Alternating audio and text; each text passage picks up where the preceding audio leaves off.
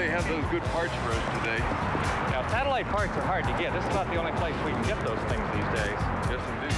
With satellites, like anything, you can buy the Cadillac or you can do something else. 2531. Okay, Keith and I are going to get the coax. Okay, and I've got to get some wire for the separation system. Don't forget the variac. The variant, and we got to have clamps. Right. Stan, Keith, and Dick from Orlando, Florida are ham radio guys who build satellites out of nothing, out of spare parts. Look for 20 volts, 10 to 15 amps. These guys are living answers to the question, why spend millions for your satellite when you can do it yourself on the cheap? Okay, here's the clamps, tape, and coax.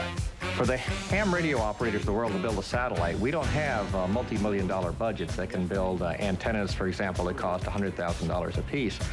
So what we have to look for are parts that are the right size, right dimension, and fairly inexpensive. Some of the antennas on the spacecraft cost as little as $15 or $20. Amateur radio has been bouncing signals off satellites since 1961, Okay, we've got a mere 4 years after Sputnik. 4 jumpers at 3. These guys have pioneered so many satellite design innovations that upmarket satellite manufacturers constantly steal their ideas.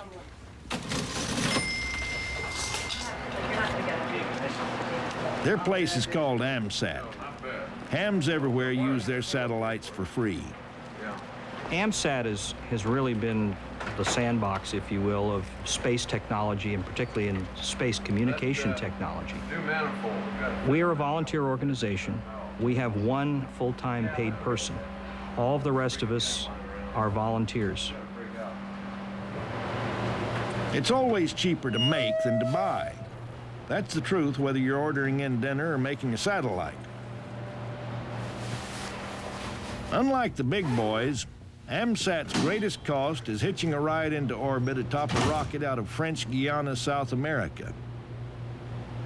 Our estimate is that this satellite would cost $100 million if it were provided commercially, and our actual cost, including launch, is in the area of $4 million. This is the AMSAT way of doing things. It's called KISS. Keep it simple, stupid.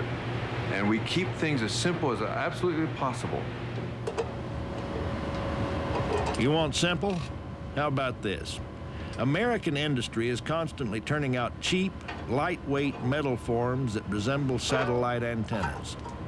Your mother knows them as cake pans and salad bowls.